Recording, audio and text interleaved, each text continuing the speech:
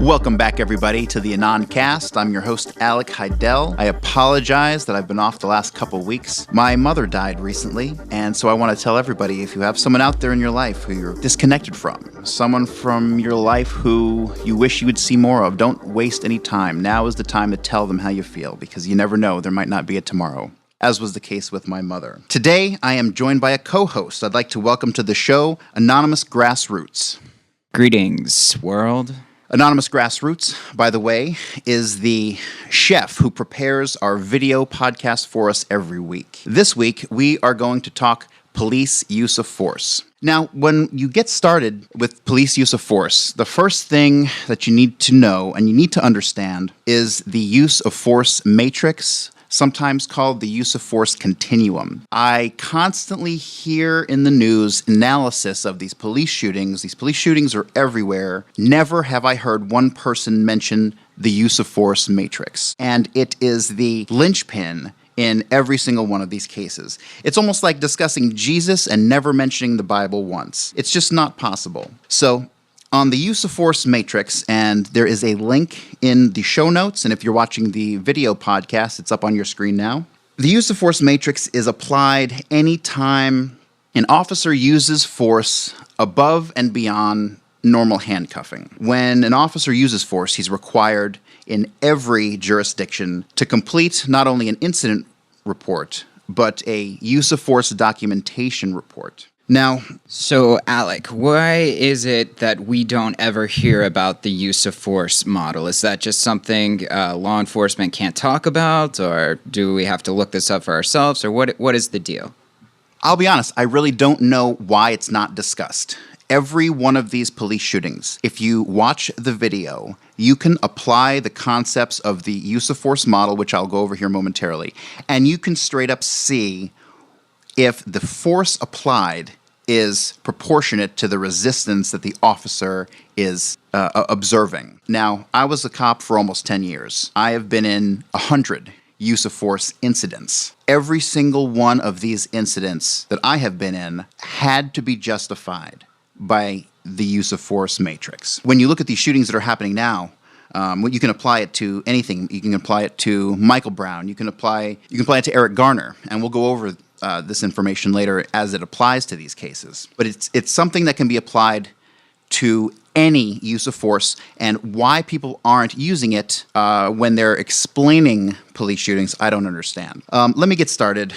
Now, I'm going to do this backwards. We're going to start at lethal. Lethal, obviously, is when an officer feels that his life is in jeopardy, or that someone is demonstrating behavior which he believes could lead to serious bodily harm or death. Like if he approaches someone with a gun, if he approaches someone with a knife or a baseball bat.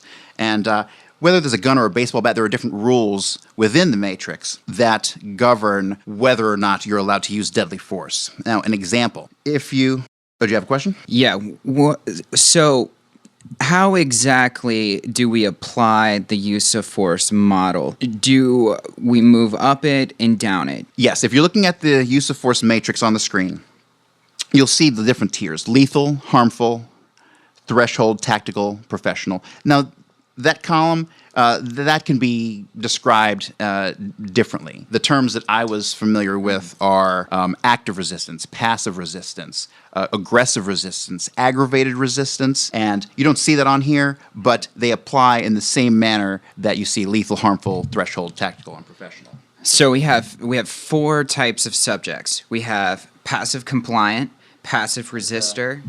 And as far as the different genres or different types of resistance, the least resistant person will fall under what's considered passive resistance. Now, if you have a sit-in, if you have 20 people locking arms in front of a police station, that's passive resistance. They are just not doing what you're telling. They're staying there. They're not moving. That is passively resisting. And that's level 2. Passive compliant is somebody who you tell them move over in front of your car and put your hands on the hood, and they do it. A passive resistor is someone who's at a sit-in.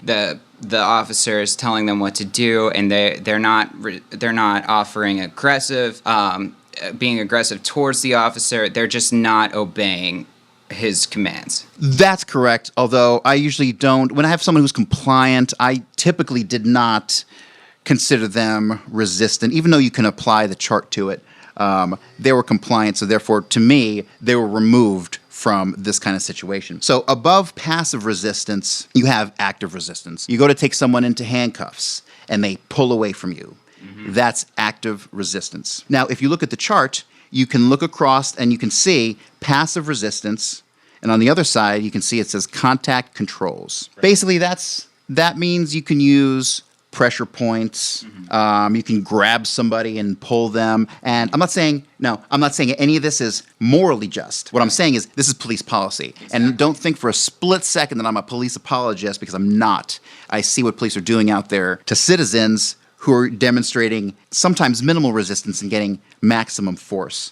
I'm not defending the police or this policy in any way, shape, or form, but I'm just explaining that this is the guide that police use, whether it's right or wrong. I believe it can be expanded to include, it doesn't have to be so black and white. There can be more shades of gray here than there already are. Right. There can be more levels that perhaps don't fall into one category or another. Exactly, because things are dynamic.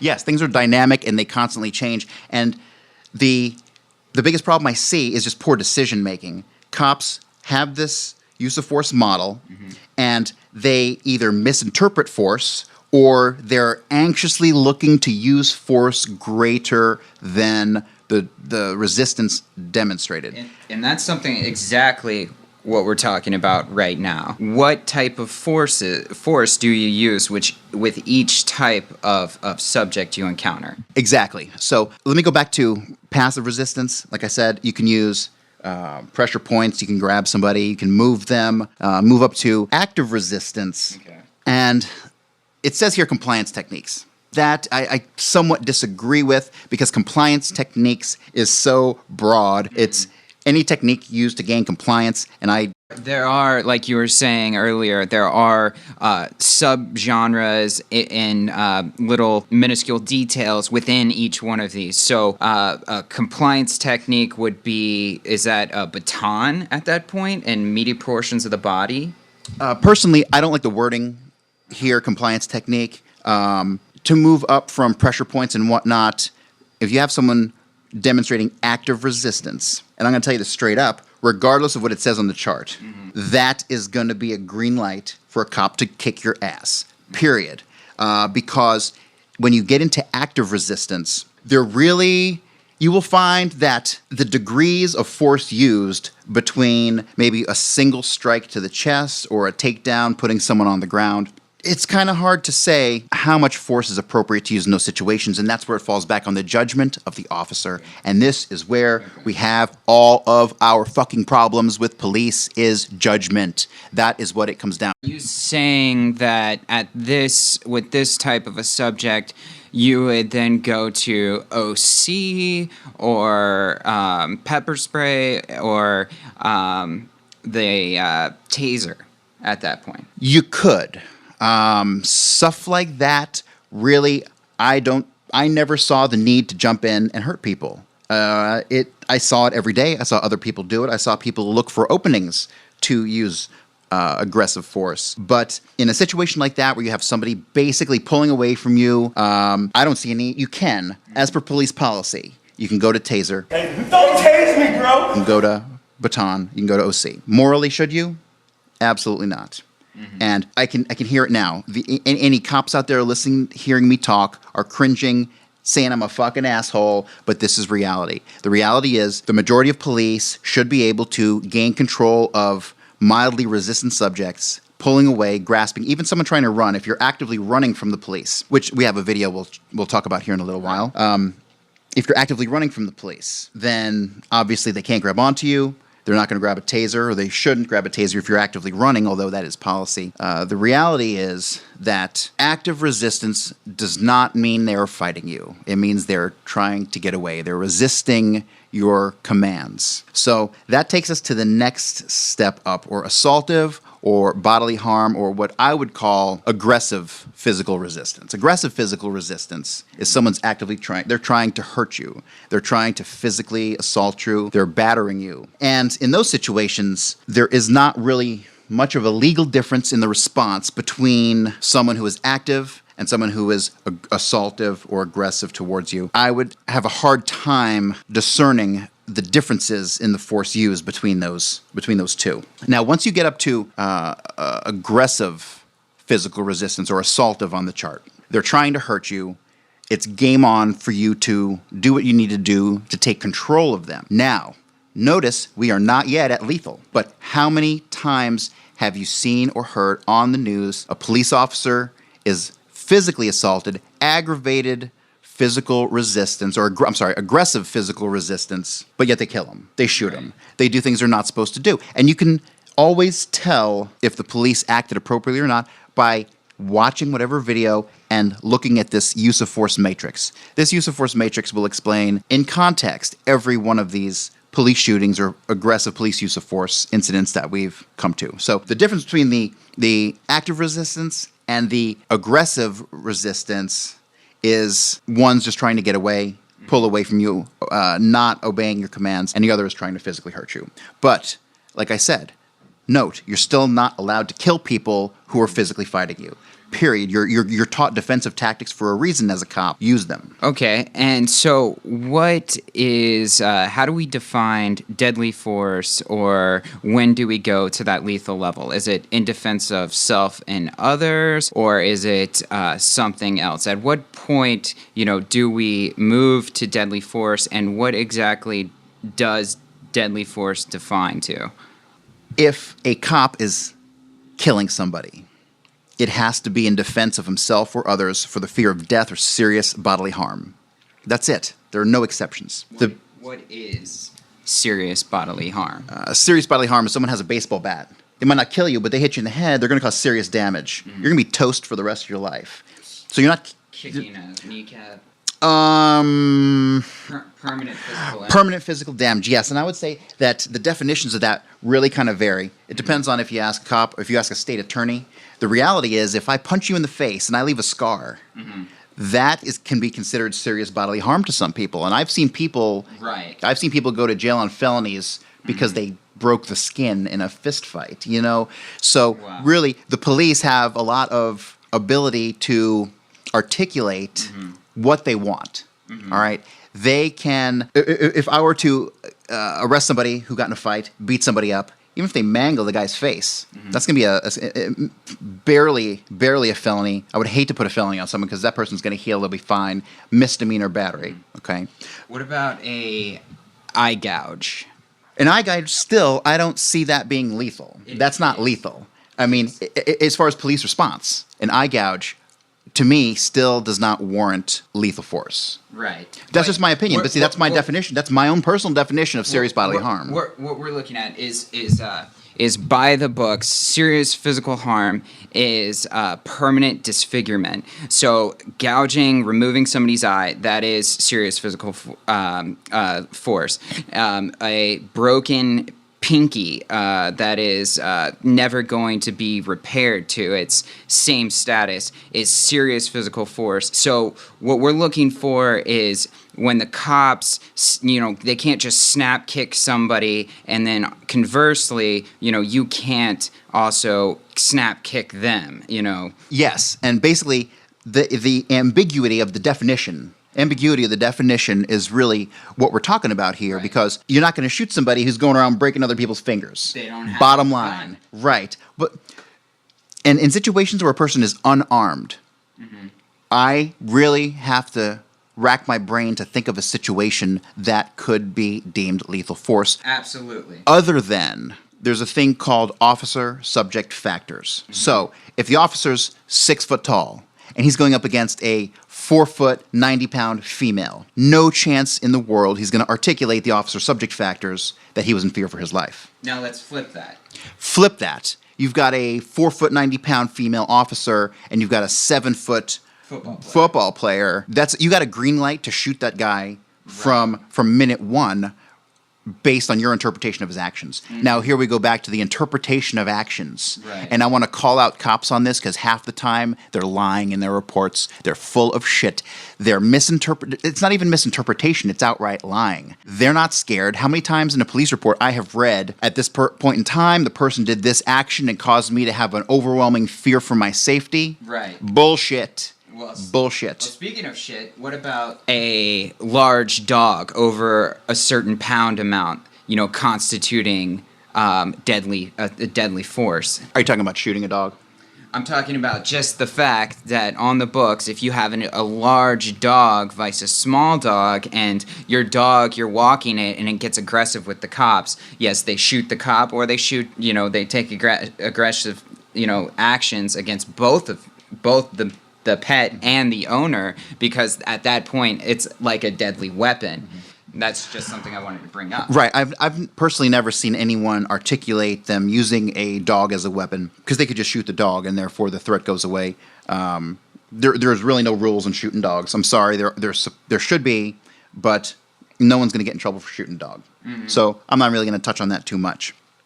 But the point I want to make is that when it comes to use of force and the use of force matrix, there are international standards that are accepted by every police department in the world. There is not a single police department in the world that does not teach the use of force matrix. And the problem is the application. Well, it's not the application. It's officers know this information. They know the use of force matrix. By the time you go through an academy for a couple months, and then you go through 3 or 4 months of in-house training before you even get to field training, they beat the stuff into your head. Now, I'll be honest with you. I don't know how it's like in Podunk, Alabama. There's a direct connection between police budgets and police training, which we're not going to talk about this episode. I could dedicate a whole nother episode to police budgets and training and how police training could fix all of this. But the reality is that all the cops know the use of force matrix, and they more reverse engineer their encounters than use it as an application moving forward. More often than not, I have seen cops observed use of force situations and had to go back later and figure out how to articulate their report so that the use of force matches the use of force matrix. And by the time it gets to the report, it matches, because cops are great at something that I love to call creative articulation. Right, and that brings me exactly back to my initial question, which is, why isn't this getting talked about by law enforcement? They won't bring it up. They know the information, but yet they won't tell you the information, the citizens, so that way you're just simply uninformed, and that's exactly why we're doing what we're doing today. I don't know why they don't bring it up, other than this chart is the smoking gun in all police use of force incidents. Any law enforcement, any situation.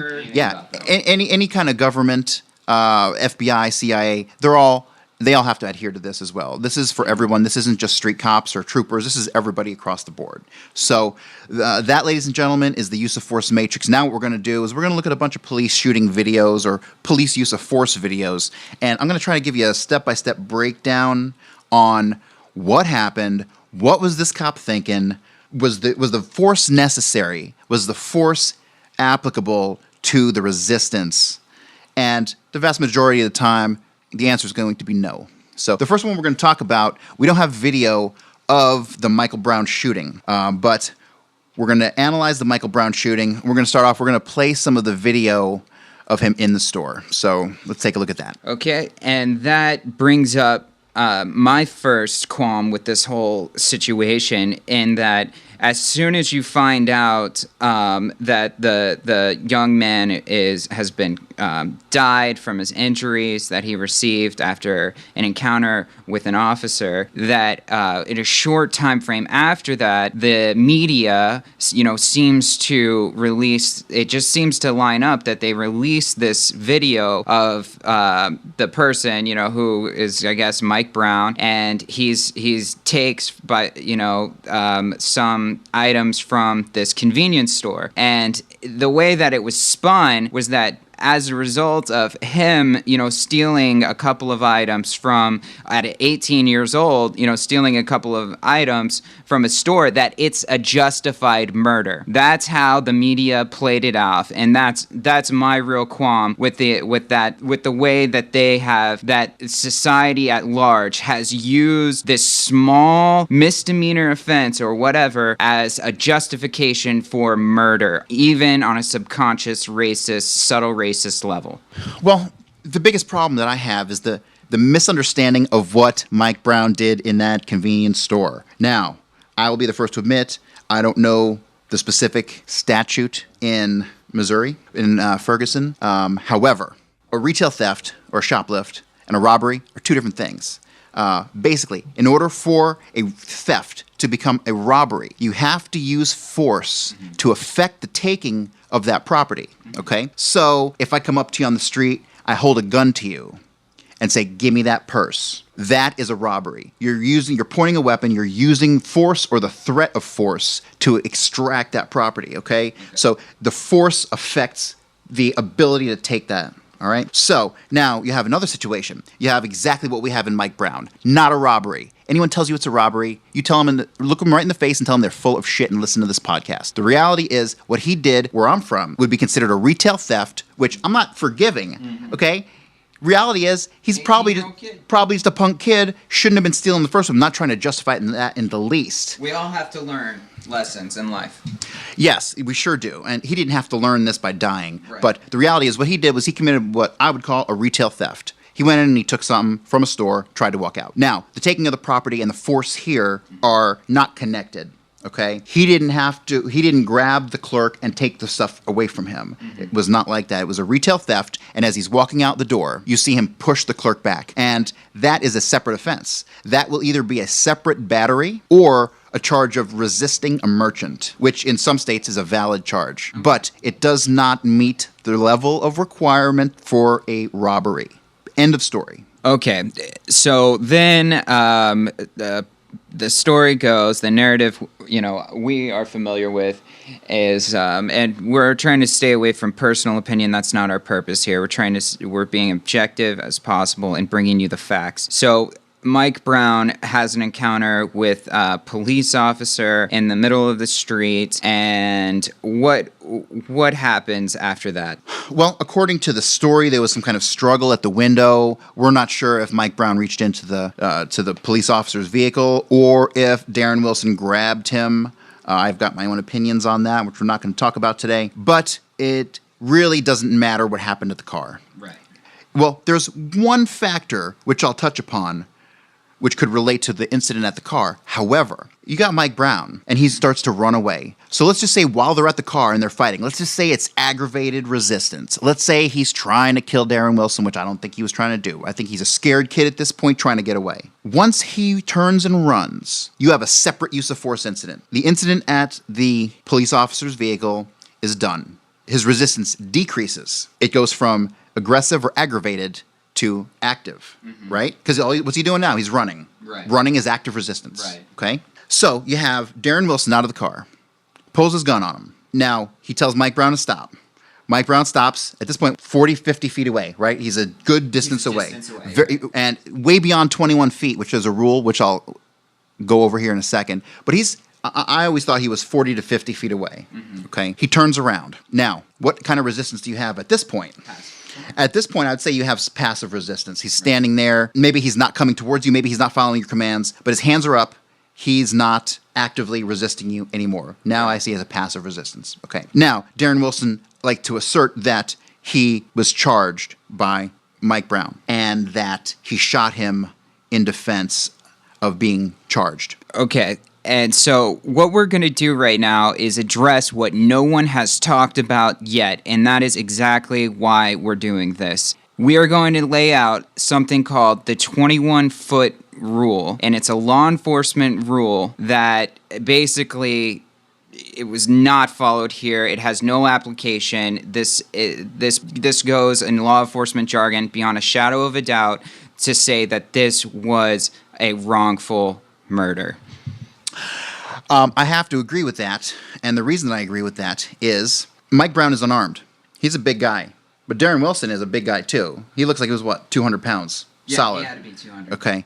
I remember I went through the academy and got hired back in 2005, and way back in 2005 or 2006, around that time, when I went through training, I had an instructor who was an old-timer. And the old-timers, they're not like cops today. Back then, they could just kick your ass, and it was okay. And nobody knew about it because there was no Twitter. You know what I mean? Right, In police right. culture, you just went around and fucked people up and you kicked ass and you took names, and that's how it was. And this guy was you say of that so. mentality. Okay. It's not right, Right. but that's how it was. Like, if you think things are bad with police now, holy shit, this is the golden age of police violence because you just don't know what happened before. Okay. The police were before, I'd say pre-mid 80s, corrupt as it gets. Not corrupt as in the individual officers were corrupt, but the entire system of police work was just corrupt because we hadn't developed the level of civil understanding and civil rights that we've gotten to today. Right. You know what I mean? So cops, and there was no Twitter, there were no camera phones. Cops went around doing what they wanted to, and that's how it was. And so my instructor, who was one of these old timers, we did traffic stop training. And I get out of my car, I pull a traffic stop in training. He plays the bad guy. He stops, he gets out of his car, and he instantly just charges at me. He runs at me. So I was new. I didn't know what I was doing. So I pulled out my little training gun, and I shot him. And in no uncertain terms, he explained to me that not only is my police career over, but there's a significant chance that I'm going to catch charges. And this was, 9 years before Mike Brown. Okay, so I don't want to hear any bullshit. I don't. That's why they pay you a decent salary, give you a pension, benefits, and all the things that come along with all the perks that come along with being a cop. Because when the shit hits the fan, you're the guy that's got to deal with it. And the reality is, Darren Wilson's a pussy, and he should have fought that guy if he really thought he was charging him. Right. The problem is, and I'm going to voice opinion. And it's the only opinion I'm going to voice. I don't believe the charging story. Let's talk about the facts, where Alec is going to lay out the 21-foot rule and just explain what is going on in law enforcement behind the scenes. Okay. The 21-foot rule. Basically, if you are out with a subject who is armed with a knife, not a gun, a knife in particular, if they are within 21 feet, that is pretty much a green light to shoot them. That is always what I was trained, 21 feet. Okay, the problem with the Mike Brown shooting is he's unarmed. He's well beyond 21 feet. Zero legal ground to shoot. Zero. And all the talking heads in the world can try to put as much spin on it in the world, but these are law enforcement fundamentals that nobody seems to want to fucking talk about. That's right. And that's why we're here today laying this out, because I'll be honest, I am fucking sick to my stomach. I lived the cop life for almost a decade. In hindsight, I learned a lot, and that's pretty much, I feel like, why I, in the scheme of life, that's why I went through it, and it's brought me to where I am now. But I understand it better than any cop on the fucking road, or as good. And if you hear anything other than what I'm telling you, they're straight bullshitting you. Right. Cops go around and they do things because they can. They learn how to legally articulate what they're doing, and then they have the state attorneys behind them. They've got usually their administration behind them. Until you have situations that are just so outright and blatant, they just can no longer. Like this. But I don't. The district attorney in that area, when he gave his speech, I'm watching him give his speech as to why they're not going to file charges on Darren Wilson, and you could tell by everything about him, from his posture to the way he spoke to the words he used, from the minute he got to that podium, that it was a wash and that Darren Wilson was going to walk free. Wow. That's interesting. It's also interesting that Darren Wilson came from the town directly next to Ferguson. That police department was closed down within the previous year and a half for corruption. They closed down and completely started. Darren Wilson then finds his way a couple of miles to the west and ends up at Ferguson and eventually the Mike Brown situation. So the 21-foot rule was developed by this guy, Tooler. And essentially what happened is they ran through scenarios and they recorded the data. So they were recording how fast it took for an officer to pull out his weapon and to shoot if someone was charging them with a knife. So 3 feet, that was too close. The officer couldn't get his gun out fast enough. 5 feet, too close. The guy was still getting the knife close to him. And so all it is just, it's not a rule of thumb exactly. There is data behind it. There is analysis behind it. But essentially, they determined that if you have a subject within 21 feet who has a knife, then they can get to you they can get to the officer faster than he can pull out his knife. Anything greater, they determined statistically that anything greater than 21 feet, he couldn't get to you fast enough. So therefore, that's the rule, and that's what the judge is supposed to be thinking about. Absolutely, and the 21-foot rule or any of these things that we just discussed about a charging subject, not even addressed anywhere in the mainstream media when talking about Mike Brown. And that's why the Mike Brown case is an absolute fucking travesty of justice, and I'm never going to let it go. I'll be talking about it years from now. I'll be bringing it up on this show years from now. Okay. Well, let's move on because it's getting a little emotional. Okay, next up we have the Eric Garner fatal incident where I guess the background here is that this man, New York, right, he's there, I guess, fairly regularly, kind of like makes a Biggie song pop into my head personally, and, he's out there selling cigarettes. We're talking $9 a pack in New York City. The guy's making a premium by importing them from wherever, and that's what he's doing there. So it starts off with the police just talking to him. All right, let's take a look. Sat down, holding my stuff. He told me I got you. Don't worry, because he was just sitting here. I just came here. He was just sitting here. Mind my business. The fight breaker, I stopped. Yes. You can put it up on me. That's all right. All right, now, what kind of resistance are we seeing now? serious? Right now, I'm seeing verbal resistance. He's resisting their verbal commands.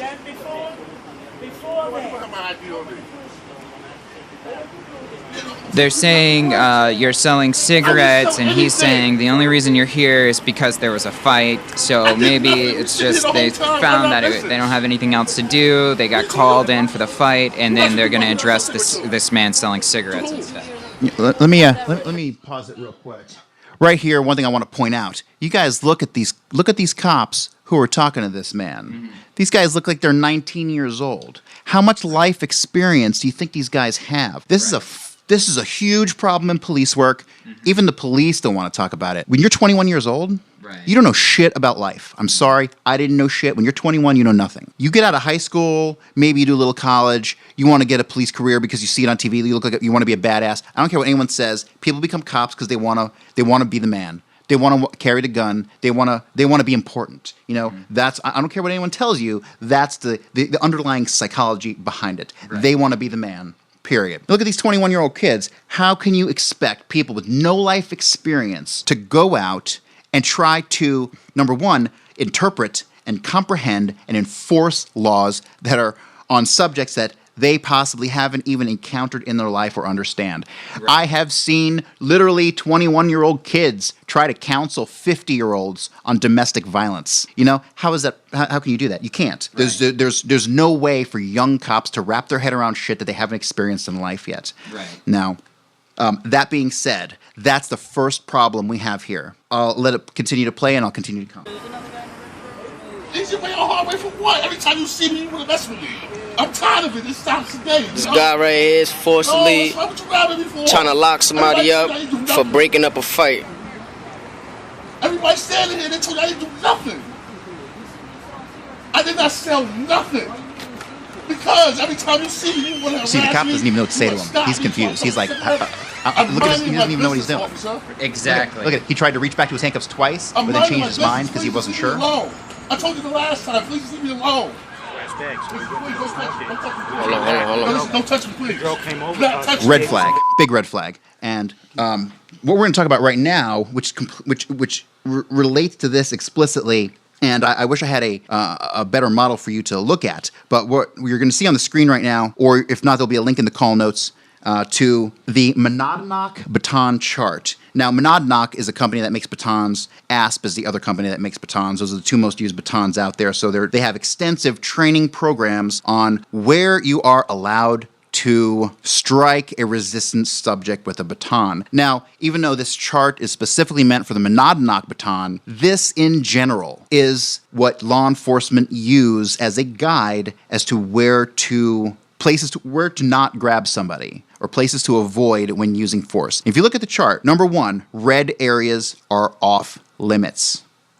Red areas, you cannot go there unless it's a deadly force situation, period. Now, yellow areas. If you strike a yellow area here on this Monadnock baton chart, you have the possibility of causing serious bodily harm. You can fuck somebody up if you kick out their knees or their elbows or you stomp them in the groin. Right. Now, the green areas are the areas that are you're greenlit to strike him with the baton or really use any other kind of force because you're looking at large muscular areas. You're looking at areas you're not going to cause a lot of problems if you really hurt somebody there. Now, what do we see when we look at Eric Garner's case? What area on this chart is the first thing grabbed by that obviously undertrained officer from behind? It's his neck. Yeah. Grabs him by the neck, okay? Slam dunk, murder. I really don't have anything else to say about it. All right, next up we have the Albuquerque shooting of the homeless man who's making his home in the wild. So whether or not whatever his status is, the point is we have a human being here in the right off the highway, a little bit into the wilderness in Albuquerque, New Mexico. Okay, so at this point, it looks like you have a uniformed police officer. I mean, he's wearing a green tactical vest. He's wearing jeans, but that's not uncommon. There's a lot of specialty units that wear jeans or BDU pants or something like that. If you notice, his shotgun is yellow. Okay, that's called a Sage. It's a beanbag gun. All right, look how far the guy is away. I'd say he's like 30 feet away. They got dogs on scene. So far. I'm not seeing anything wrong. So far, everything's fine. I don't know why they're after this guy. I don't know why they're threatening him, because that's another thing that really seems to be irrelevant to cops. And we can talk about Eric Garner on this point also. The initial crime was petty. It was selling cigarettes, and it resulted in his death. And see, cops don't care what the initial crime is. They don't care. They don't give a shit at all. Once you, in their eyes, escalate on that use of force matrix, it doesn't matter what that initial charge was. They're going to go after you with the full force of the matrix, and I think that's a huge problem. If someone stole a can of beans from the store and ran, I don't really give a damn. That's not worth really pursuing in the first place, if you ask me. Right. I used to make fun of our canine guys because they would get some of the dumbest calls ever, and then they'd go chasing them around, tying up half the squad for the whole night, on some stupid call. So again, there is no proportionality between the initial charge and the use of force, which I think there should be. Right. So I think the idea behind this is that they had a call come in that this homeless man had kind of been meandering around, maybe scared a couple of folks or whatever, but that were parked in a park or whatever. And that I think that is, to the best of my knowledge, what the call was initially about. This guy had been living here, staying around this area for a while. Albuquerque came out, has the highest per capita law enforcement murder rate of any city in the entire United States. And so what happened is they approach him, and they're closing the gap, and they're closing that distance as they get closer and entering into the 21-foot rule. The man, he's living in the wilderness, so he'll need to have a knife, even if it's a pocket folding knife that's probably, could be put in his bag. As approaching the situation, you're pretty much 90% sure as a law enforcement officer that this man will have some sort of item that could be possibly used as a weapon. So they close the gap, and then what happens? We see them pop a flashbang. Is that what that is? I couldn't tell by that video. However, so far, let's just assume that there's some sort of active resistance going on here. Let's just assume that the use of the Sage and secondary weapons is applicable. Okay, I'm just going to stipulate that, even though I don't know that to be the case. What we see here is you've got a dog, you got two guys with less than lethal, and you've got one guy with what looks like an AR-15. Okay, let's pause it right there. Here's the first thing I noticed. He just took a shot at this homeless guy with his partner like less than 5 feet away, okay? I've seen guys get terminated for way less bullshit than that. So this guy should have been toast just because there was a crossfire situation, a potential to injure a fellow officer. I mean, reality is, if that guy would have filed a complaint, which he obviously didn't, because we probably would have heard about it, and this guy would have been canned. If that guy had filed a complaint, that would have blown up an IA investigation, and they would have been forced to deal with that. But since this made media news, they just covered each other's backs and let it go. Alec, my confusion on the situation is did this guy think he was holding his less than lethal? I mean, did he think he was, shooting paintball bullets or something? Because exactly what you said, why he did that, the other two have less than lethal. The third member doesn't. Is this like somebody gave him the wrong gun? I mean, what is this guy thinking? Perplexes me. That's just it. What's he thinking? It comes back to judgment. It comes back to so many factors, and I've written about this in my articles. The reality is, when you're a cop, you need to be able to navigate these situations regardless of what is happening to you or around you. You could be in a burning fucking building with 3 guys with guns, and you need to be able to make the right decision. You need to be scared to fucking death, and you still make the right decision. That's what being a cop is all about, and that's not what we're seeing out here in society. Okay, and with that, let's bring up the deadly attack triangle. So you have weapon, you have unrestricted access, and you have opportunity. If any one of those 3 sides of the triangle are missing, then you cannot escalate to deadly force. So, weapon would be like a knife or a gun. A knife, okay, so what's the opportunity? You're within 21 feet, and you have unrestricted access. So if you're like, a knife is laying a few feet away from you on a table, you have the opportunity to grab it, you're within 21 feet, you grab it, you charge the officer to attack him. Yes, that subject has weapon, knife, has opportunity, they grabbed it, and unrestricted access, they're coming at you. And so that's the deadly force triangle. Yes, that exists. That is very rarely discussed, even amongst police culture. The thing that gets me here is this guy with the AR, and I'm pretty sure that's an AR. AR these days is becoming a standard issue weapon. And there's a justification for that, which I'll cover on another episode. You have 2 guys up here with less than lethal, okay? Right. They're not afraid of this guy because they're approaching him. Okay? They're giving commands. They've got a dog. These 2 guys have this situation under control. Absolutely. Period. Okay? Then, keep it playing. And keep shooting him. It appeared as though he was given a lawful command, drop the knife. It appeared in the video that he was turning around and reaching his arm out like he was going to drop the knife. That's what I got from watching this. Right. And he got shot. If there's a single bullet in this guy's back, then that cop just straight up murdered him. But here's the thing. Sometimes it is murder, like in the next video that we'll watch. Mm-hmm. But most of the time, it's shit training, it's poor judgment, and it's ego that you can do what the fuck you want. And that is not the fucking world that I want to live in. These are not the cops I want coming to my house. It's taking a hairline fracture and making it into a canyon. That's exactly correct. So in that situation, just to sum it up, that was an unnecessary shoot. Pulling that trigger is a last resort. Your mind needs to be looking for every possible alternative before you go that route. When someone's actively trying to kill you, trust me, you know it, okay? You know it. Someone points a gun at you. That's a reaction. You're going to pull out your gun. You're going to kill them. That's fine. None of the videos that we have covered today have been justified in any way, shape, or form, regardless of the spin that the local attorney, the district attorney, or the police chiefs try to put on it. Okay, next up is Walter Scott shooting, and this is just disgusting. I'm sorry I've seen this video.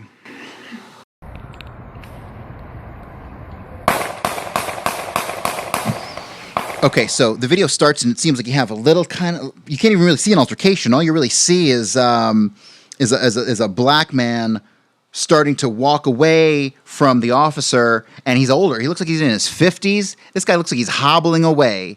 I mean, you could have a broken leg and catch this guy, okay? So, but what is and I'm gonna call him out. The cop's name is Michael Slager. What does he do? He pulls out his gun and he shoots him like 7 or 8 times. This is an absolute violation of the use of force matrix. Use of force matrix here. What do you have? What kind of resistance are we looking at? We're looking at active resistance because the guy's running. And what does he do? He jumps 2 notches up the use of force matrix, goes right to deadly force. And this officer was arrested because somebody made the right decision. I have a feeling if this video didn't pop up, this guy would still be out there on our streets. And that scares the shit out of me. Okay, so let's talk about how the man, he's likely been shot. We can't see close enough. The officer would know, and he goes to cuffing him. Is that what standard procedure after shooting somebody, or what? Yes, unfortunately. And you see a lot of people outraged over them handcuffing people that they've just shot. Like it or not, that is standard police procedure. And the reason for that is because there's a book and you're supposed to do things by it. So when you shoot somebody, you shoot sin or mass, you shoot to kill, and that person better be within the use of force continuum for you to be doing that. And then these people are supposed to be trying to kill you, possibly with assault weapons, possibly with anything. It's supposed to be very clear that they're trying to kill you. So that is why you cuff them, because if they are still within the able to reach for a weapon and they'll still turn it on you, these people have intent. But because things aren't going by the book, it's completely thrown out. It's been thrown out. And you touched upon something I'd like to talk about for a second, and that is standard police procedure in a shooting to handcuff somebody after who is an actual threat to you. While that's standard, we seem to have that happening in every case, and I think a lot of the outrage is that people are seeing that the person really didn't do anything in the first place, and then they're getting handcuffed after they're shot, and I think that's causing a lot of the outrage. Right. It's like adding insult to injury. But, if we were to see a video of somebody coming out and doing a mass shooting, and then a cop kills him and goes up and handcuffs him, you're not going to see anybody really complaining about that. You know what I mean? So a lot of times we have emotional reactions, and I have emotional reactions to these. Right. Even when I've seen videos of really justified shootings, and even I cringe when I see them. As a human being, how can you not empathize regardless of the situation? And then to me, this goes back to the initial crime. If your initial crime is something petty, you stole a car or something, you got in a fight, whatever. The disproportionate outcomes kill me. They really do. You have to learn. And, when I was a cop, I didn't want to hear this. I didn't want to hear that, hey, it's no big deal. It's not a big deal. Just let it go. Cops escalate situations because they want to be the man. And this situation here is just appalling. Obviously, you've got active resistance and you got lethal force. The two, if you look at the use of force matrix, they don't line up. And if you want to know if a shoot is good, all you need to do is look at that use of force matrix. Okay, and let's talk about one of those gray areas too. Now, there is by the book, and that's what we're talking about. There is a situation, we can have our opinions on it, but if the person is known and it has been verified that they just committed a felony, even if you know that they have just committed a felony, most times you shouldn't shoot them as they're running away. But that is apparently the only time that is by the book going to be cleared, is if they've committed a felony offense and they're fleeing the scene. Well, let me touch on that for a second. The only circumstance I can imagine where you'd shoot someone in the back who's fleeing from you is if, number one, they're armed, period, and they're heading in the direction of a populated area. Exactly. Let's say you're in a mall and you have an armed robbery and you have a gun in your hand and you're running into a crowd of people. Well, first off, you shouldn't shoot this bad guy into a crowd of people. You know what I mean? However, cops can articulate. They feared for the safety of the community or the people in the immediate area, or if there's a school nearby, he's running towards a school. Now, I honestly think that to make that connection and to be able to articulate that and to justify it is very, very difficult. And if you were to go out there and look across the country and see how many of those cases there are and actually analyze the use of force data on them, I bet you'd find that the majority of them are bogus. What we're talking about is the extreme cases. So like somebody decides to shoot up a Marine Corps or military recruitment office, and then they're driving across town with a machine gun of some sort, or heavily armed with small guns, by the way. Then that at that time, you're going to have guns drawn if you catch them, wherever they're going. Maybe something like that. Super extreme, super rare. I've never seen it or heard of it. So. Never. But the bottom line, this shooting with Walter Scott that's murder, and I'm glad that the Justice Department saw it our way also. This doesn't need to happen, but at least if it does happen, at least we can get our minds around what's right and what's wrong, because it doesn't look like that's seems to be popular. Okay, so most recently we found out that police officer Ray Tensing murdered Samuel Dubose. We're going to go over that video here. Hey, how's it going, man? Good. Officer Tensing, UC Police. You have a license on you? Yeah, what happened? Okay. Is this your car? Yeah.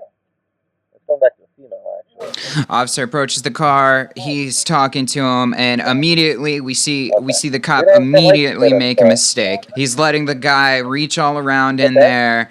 He could be going for a gun. The officer really doesn't know. So from the very beginning, there's a breakdown.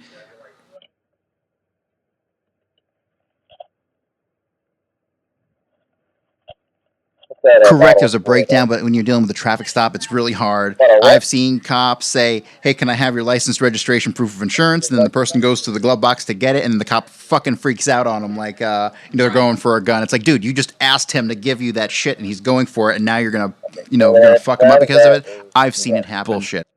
So far, the guy's he's talking to him. He's not really arguing. He's trying to figure out why he's getting pulled over. And the cop it seems like police just like to play with people. Cops are not stupid. They'll ask you a question. You'll give them a roundabout answer. They'll be like, sir, that's not the question I asked you. They're playing with you. They're human. They understand that sometimes questions are not black and white, but here he goes, I'm going to ask you again, blah, blah, blah, blah, blah. He's already got the answer he wants. He understands what this guy's saying. He's just trying to elicit a specific response from this guy, and cops do it all the time as just a show of power, period. I want this answer, and I'm not going to stop until you do what I say and give me the answer I'm looking for.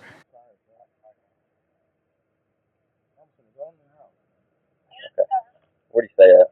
Down here? Then the officer, he's going to, reaches for the door handle. Car's unlocked, so the door opens when the officer pulls up on the handle. Then the gentleman grabs his window, pulls his door closed, and attempts to maybe put it into drive. That's exactly what I saw, and the first problem I really see is when he tries to pull the door closed again. Now, I understand he doesn't, the guy in the car, Samuel Dubose, does not understand his rights at this point. I can tell that. He doesn't understand because the cop isn't articulating to him. And that's another thing that really, cops I've heard say a million times, I'm sure I've said it myself, it's not my job to tell you what your rights are. And that's the truth. Never expect a cop to be a teacher and teach you the right thing to do. Just expect him to fucking hammer you when you don't do the right thing. And this is exactly what that is. This is Samuel Dubose is confused. He doesn't understand. The cop's answers are very direct. Well, I stopped you because of the missing tag on the front of your car. Yes, but Samuel's thinking, what kind of bullshit is this? And he's getting frustrated. He's upset. He has not presented a license to him at this point. And he is, I don't think I have my license on me. That's a sure sign he's got a suspended license. But then again, it's a suspended license. It's not the end of the world. You know what I mean? Here we go back to proportionality of the initial crime to the violence that ensues after. The problems we run into here are when Dubose actually grabs the door and pulls it closed. And I hate to say this because it kills me, but unfortunately, you have to obey the lawful commands of police. If they're not lawful, that moment is not the time to discuss it. It is not. If it is not lawful, that's when you get a lawyer and you sue the fuck out of them. But as it's happening, if he says get out of the car, you just have to get out of the car. Whether it's right or wrong, it really becomes irrelevant because, well, we see what happens when he doesn't follow the commands. So, all right, let's... Okay, first off, I do not understand what goes through cops' heads when they reach into a car like that. That, to me, is an officer safety issue. You're putting yourself in harm's way. Now, if you put yourself in harm's way, and then you shoot somebody because you put yourself in that position, whose fucking fault is that? Seriously. For an example, instead of reaching in the car, if Tensing had jumped in front of the car and pulled his gun on him, okay? He would have been putting himself in a bad position, and then he would have killed somebody because of a position that he put himself into. Right. You see what I'm saying? Yeah. So And things like that have happened. And I've seen guys get in trouble for doing stuff like that. Major case in St. Petersburg, Florida that happened 15, 20 years ago, exact situation. Cop put himself in harm's way. He put himself in front of a car, and then he killed the driver, and it led to the massive riots of the 90s in St. Petersburg. You can't do that. You can't put yourself in a harmful situation and then blame the guy, for putting you in that position. Again, it comes back to judgment. It comes back to balancing that law enforcement tough guy, type A personality mentality. I don't really believe police are type A personalities. I call them type A minus personalities. Mm-hmm. We'll talk about that later. Well, they're just people. They are, but they have a drive in them to do these things and to be the tough guy, to be the commando. In those moments with the adrenaline, right? And then throw on top of it a lot of time in the gym, a lot of physical activities, fighting, practicing, training. It can become, it's part of the job, and that's why so many cops have gray hairs. And that's why so many, of them jump levels in the use of force matrix, because they're in this amped state of mind from the time they get on. I mean, there are issues that cops have to deal with hypervigilance, and there are some amazingly negative effects to the daily ups and downs called the hypervigilance emotional roller coaster. Honestly, I'm going to dedicate a whole episode to the hypervigilance emotional roller coaster in the future. We're not going to touch upon it today, but it is just another factor in what gets cops all amped up and wanting to do this thing. You get into this mentality from the time that you clock on. When you get there, you're in this heightened state of awareness called hypervigilance, and it's you hear a little noise and you jump. That's what hypervigilance is. It's like waiting for a very important phone call all day. That nervous you have in your stomach, you get that all day long. And you combine that with specific factors of a call that might lead to violence, and that's a deadly combination more times than not. And it's very difficult for cops in general to recognize that even exists, much less deal with the negative physiological and psychological effects that it has on them. Okay, and then right after that, the man, starts his car, puts it in drive, and he's definitely seems like he's going to press the gas and just pull off right out of there, which, that's different, different charges. But what we see happen is immediately cop somehow, which we can't see, it sounds like he pulls his weapon and fires like one round, and that did it. So, well, the problem that you see here is obviously Dubose is scared, and fight or flight kicked in, and he tried to take off. I'm not justifying any of that. In all these videos that we watched, there has definitely been some wrongdoing on the part of the person who became a victim.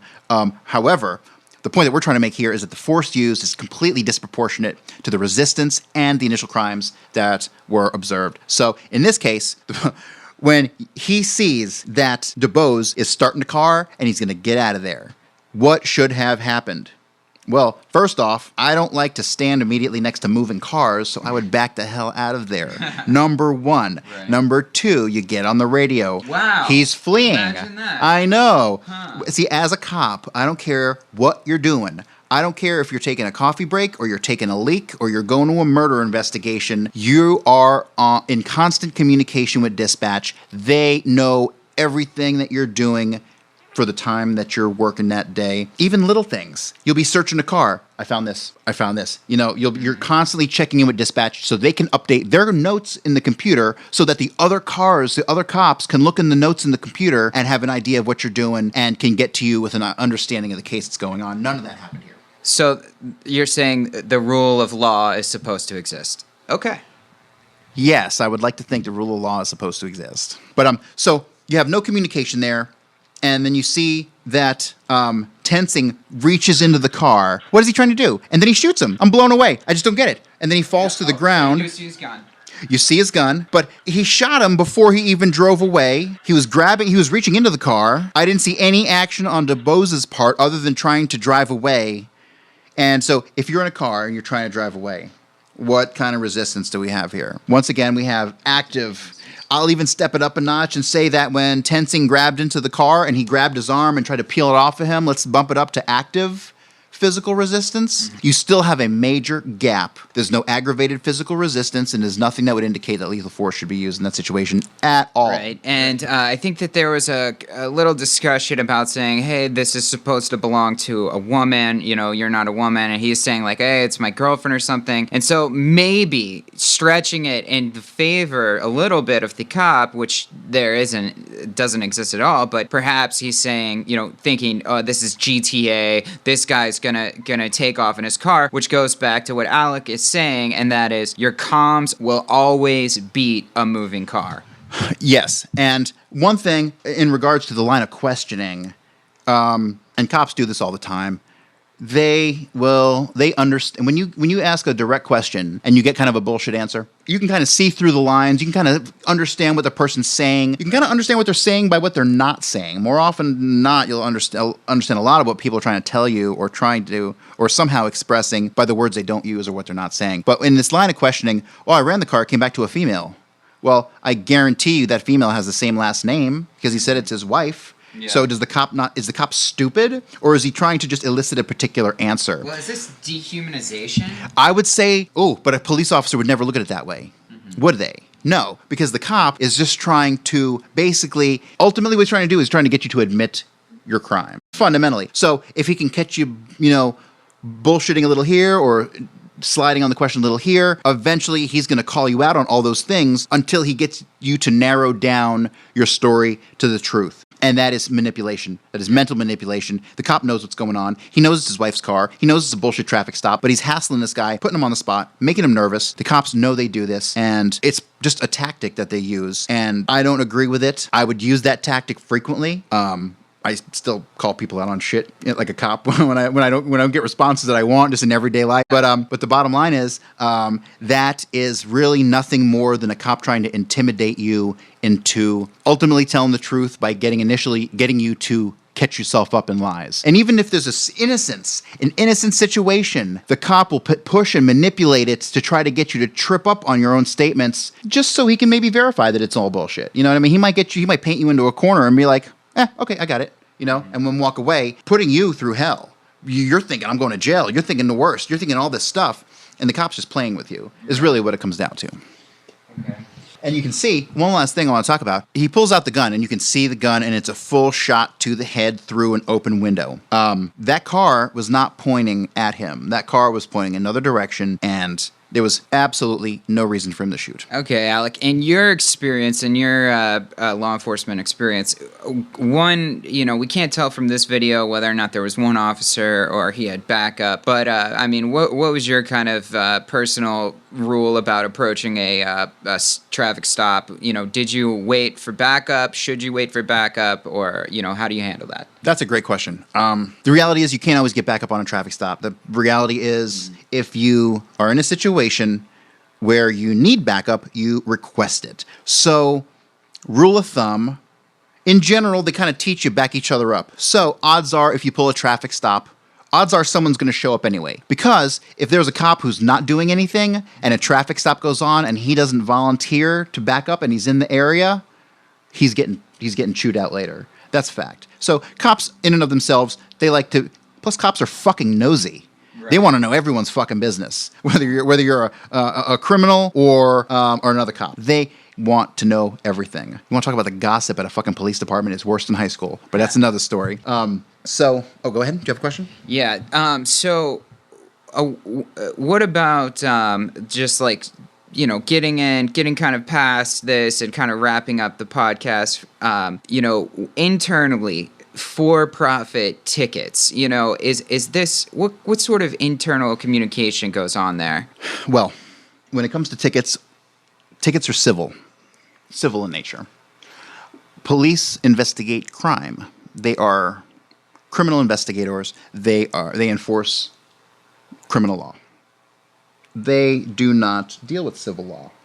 There are some exceptions. You'll have a sheriff's office that might deal with child issues or just other kind of civil stuff, but most police departments don't. And the reality is cities need money to function, and they found that this was an easy way to get money. I remember when I started back in the mid-2000s, you got a non-moving violation for something stupid like a taillight out, and it would be like, it was cheap. It was like a $60 ticket, $65. By the time I left a couple of years ago, I think a non-moving violation was like $140-something. I think moving violations were up to almost $200. Red light stuff was up to, you can get a $300 red light ticket. Wow. It all went up.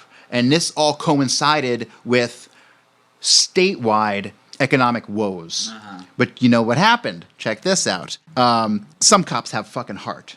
Mm-hmm. And they don't want to fuck with tickets. They don't want to to them it's bullshit, it's petty. The cops who just want to write tickets aren't cops, okay? They should have gone and gotten some kind of fucking, regulatory job.